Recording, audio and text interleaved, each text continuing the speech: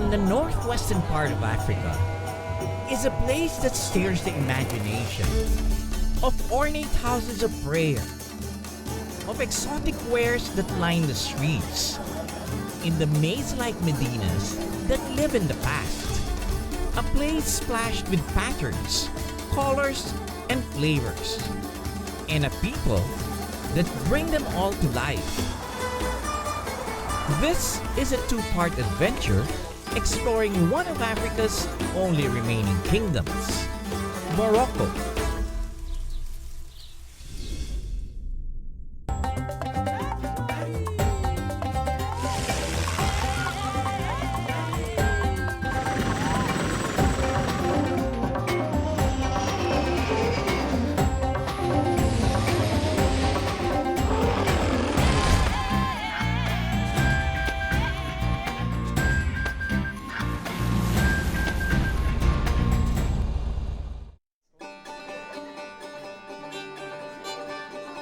A mere mention of Morocco connotes images of chaotic souks filled with colorful carpets, crystalline lamps, and elegant tea sets ready to be haggled over.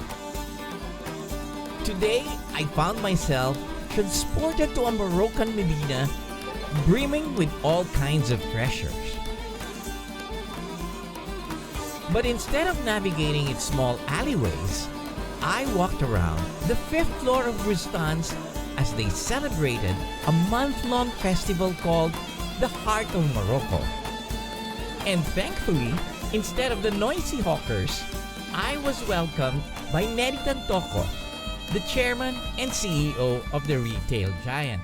I would like to welcome you to our Moroccan festival, which we call Le Cœur de Maroc, or the Heart of Morocco.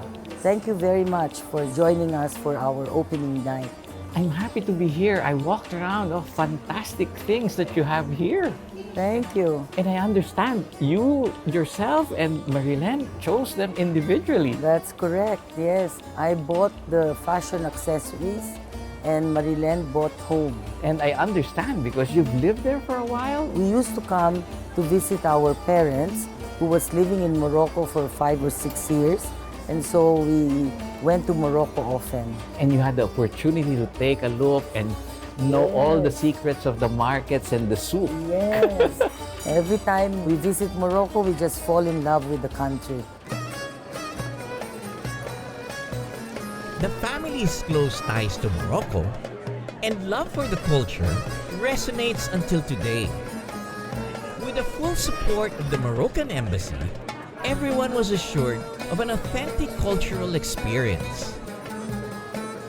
I was glad to talk again to Ambassador Rida Al-Fazi, the first resident ambassador of Morocco in the Philippines.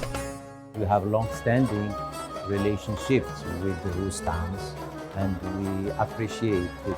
We are looking forward to develop it more and more. I hope that it will be enticement to the Filipino to visit Morocco and to show them how rich is our culture and how it is diversified. And there is no visa requirement. Yes, it's free visa. That's why it's very No easy visa, for us to go. No visa. So people can say, oh, let's see more. That's right. So you should visit other cities. I would love to.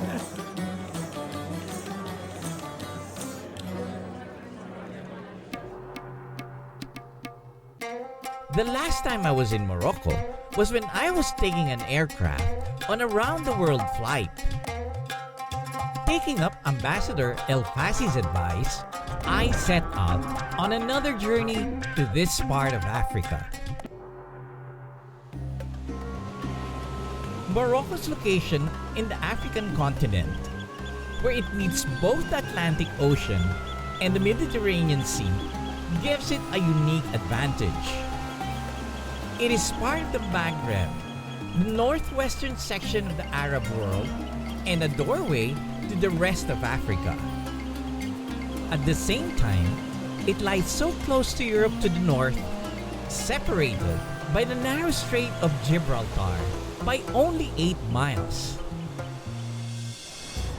Morocco has one foot in the ancient Arab and African world, and another in the modern West, making it an interesting crossroads of culture.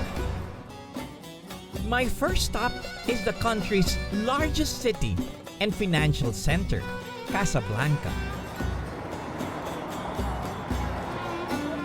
In the midst of its crammed souks, the dusty old buildings and crowded plazas, I traced back Morocco's history, which is as colorful as its tapestries. When in Morocco, it's very difficult not to go shopping. In this place called Kabouche, they have a lot of local stuff that's very interesting to see. Most of these traditional carpets originate from the Berber people, indigenous, nomadic people who inhabited North Africa west of Egypt. They lived here in tribes before any other cultures arrived.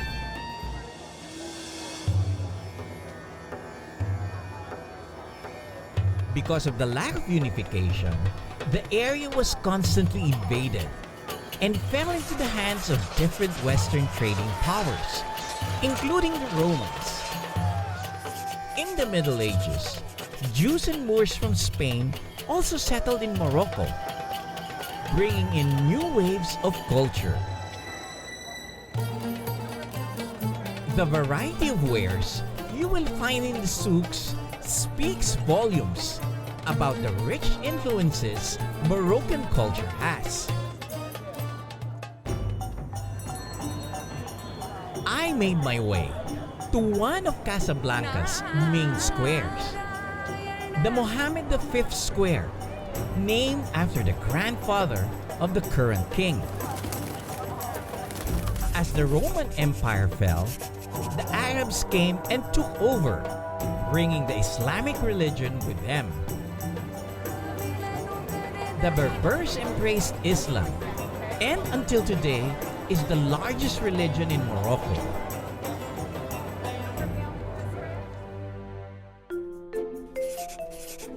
In the centuries that followed, European powers also set their sights on Morocco, particularly Spain and France.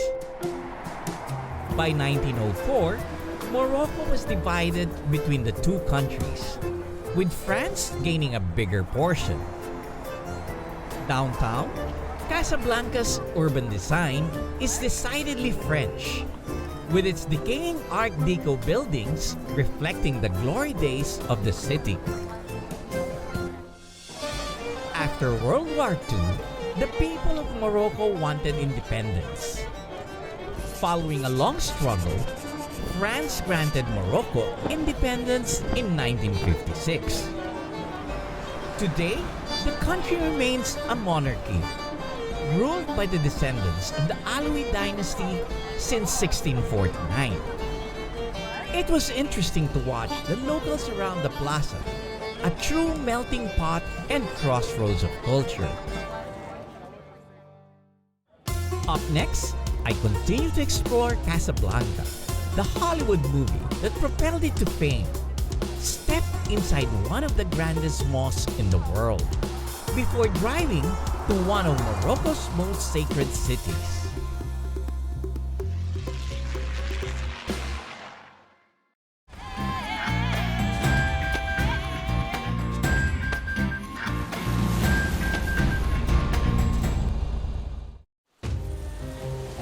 For thousands of years, cultures have met here in Morocco, each leaving their own mark. Empires have come and gone, but one family has kept the monarchy since the 1600s. The Alauid dynasty is said to trace their lineage back to the Islamic prophet Muhammad. Just a few years after Morocco gained independence, the people mourned the loss of their beloved king, Mohammed V. His son, Hassan II, assumed the throne. He commissioned the country's best artisans to come up with a plan for a mausoleum that will honor the former king. I want to build this mosque on the water because God's throne is on the water. Therefore, the faithful who go there to pray can contemplate God's sky and ocean. These were the words of Hassan II as he endowed Casablanca with the most ambitious structure ever built in Morocco. Standing on a promontory facing the Atlantic, it is the largest mosque in Africa and the third largest in the world. It is known as the Grand Mosque, but as to how grand, well, it defies the imagination. Its spectacular size can accommodate 105,000 worshippers. Its towering minaret is the tallest in the world at 60 stories high. The building itself has many striking details. But once you get inside, you will find a showcase of Moroccan artisanship, all handcrafted, carved, inlaid, and gilded. All the materials used, from the marble, wood, plaster, and granite, were sourced from Morocco, with the exception of some Italian glass chandeliers and stained glass. Worshippers do their ablutions on the lotus-shaped marble fountains before doing their prayers on a heated floor. The ceiling opens up to the sky for the view of the sun or the stars. This magnificent house of prayer combines ancient artistry and modern technology. Hassan II's Grand Mosque is the only mosque in Morocco that can be entered by non-Muslims and is definitely worth visiting. Casablanca. The name certainly rings a bell. The Portuguese gave the city its name, Casa Branca, after a white building they used as a fortress. But what launched it into a household name came from much farther away, in the hills of Hollywood. The city became famous because of the movie Casablanca in the 1940s. My parents loved it, and everything took place at Rick's Cafe. Humphrey Bogart and Ingrid Bergman never actually set foot in Morocco, as the whole movie was filmed in a Hollywood set in Los Angeles. The wartime romance centers on American expat Rick Blaine, who owns an upscale club in the city, and his lost love, Ilsa, whose rebel husband enlists Rick's help in order to flee the country. With its memorable theme song and immortal dialogue, Casablanca is considered one of the greatest films in history. Rick's Cafe faithfully recreates the setting of the film with its architectural and decorative details down to the 1930s piano. I'm sitting by the piano. I'm just missing Sam playing as time goes by here at Rick's Cafe. Even if you were not familiar with the movie, the extensive menu would be reason enough to come. Food looks good. Ambience takes you back in time. I think this will be a very enjoyable experience. Perfect lamb chops. Of all the gin joints in the world, this is one place you shouldn't miss while in Casablanca. After soaking in Casablanca's old world charms, it's time for me to head back on the road and into Morocco's countryside. My next stop will be on the northeast, to the second largest city, the former imperial capital, Fez. Contrary to what most people think, self-driving in another country is not at all as scary as it sounds. Of course, it helps to have a good, reliable car on the road. Driving along the mountains in this winding road is a lot of fun. seeing people harvesting olives, donkeys walking around under the trees. Driving the Audi Q5 is always fun. Watch this curve. And seeing small villages on top of the mountains. This is something you can't do every day. It feels good to be in control of your journey and allows you to make stops whenever you see anything interesting. Like these funny looking gourds. Bottle gourds are a favorite vegetable used in traditional Moroccan cooking. It's a good stopover from the mountains. Nice lake here. Everything seems to be green. I felt like I was staring into a painting. The colors of Morocco's landscapes are amazing.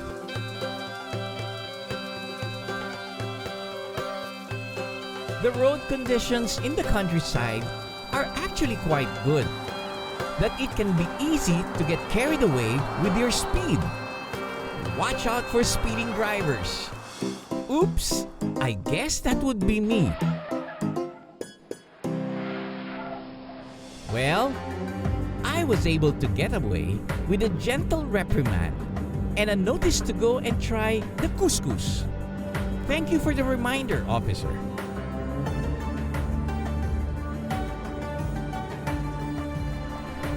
I continued on the road and finally entered the gates of Fez, one of Morocco's oldest royal cities. Up next, I began exploring the cultural and spiritual heart of Morocco, tracing its history to the diverse quarters from the French boulevards and manicured Andalusian gardens to its historic old Medina.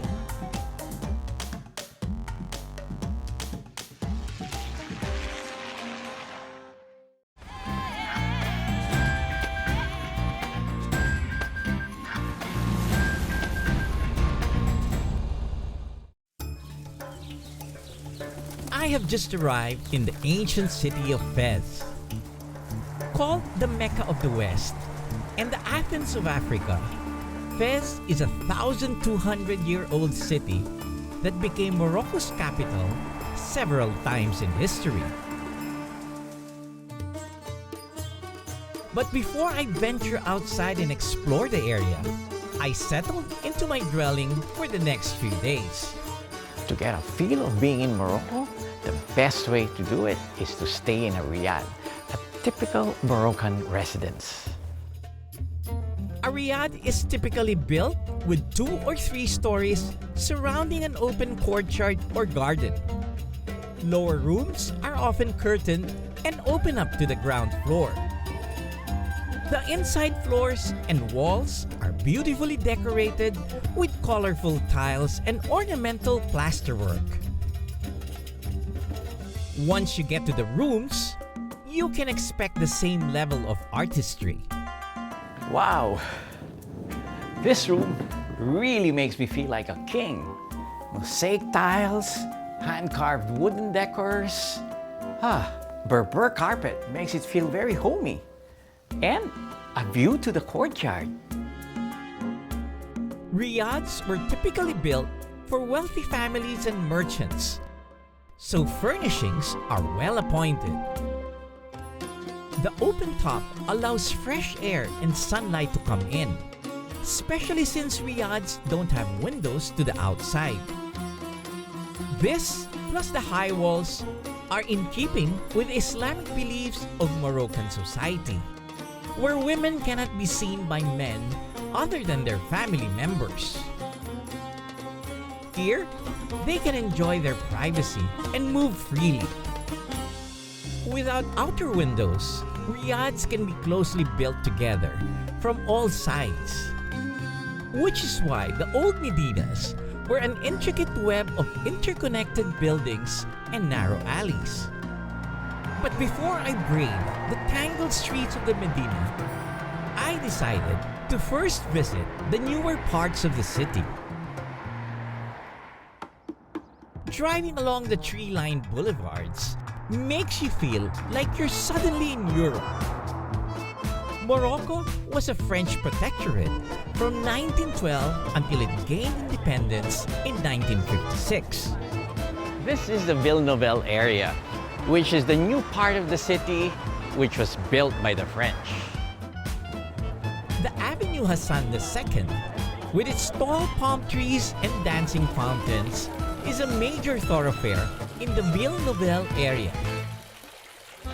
On either side, you will find different street cafes, reminiscent of the French cafe culture where people sit outside and watch the world go by.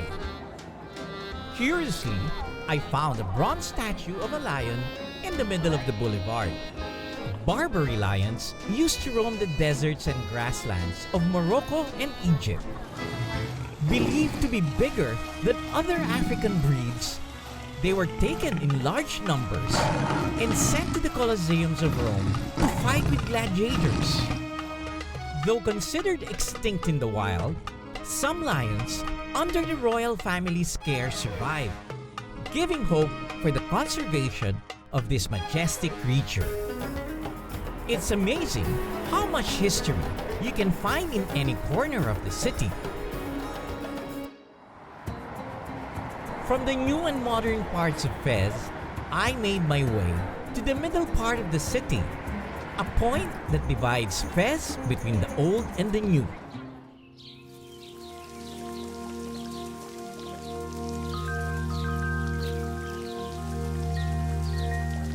In this middle ground, I found a lush oasis where fruit-bearing trees and flowers bloom in the midst of the bustling city. Planted over a century ago, the Junan Sibil Garden was commissioned by Sultan Moulay Hassan. In keeping with the Quran's teachings, Islamic gardens inspire an inward focus on spirituality, with an emphasis on reflection and contemplation. They also help characterize paradise in the minds of believers, making use of aromatic plants and flowing waters to give a sensory experience. And of course, the gardens are a good respite from the hot and arid environment.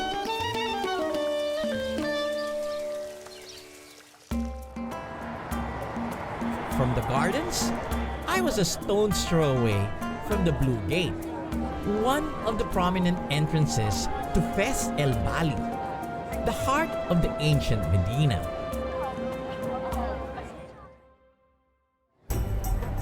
In the next part of my adventure across Morocco, I comb through the narrow alleyways of the Fes Medina, find its artisans, and learn about their age-old techniques before I travel to the mysterious, dreamy town bathed in blue, Chefchaouen.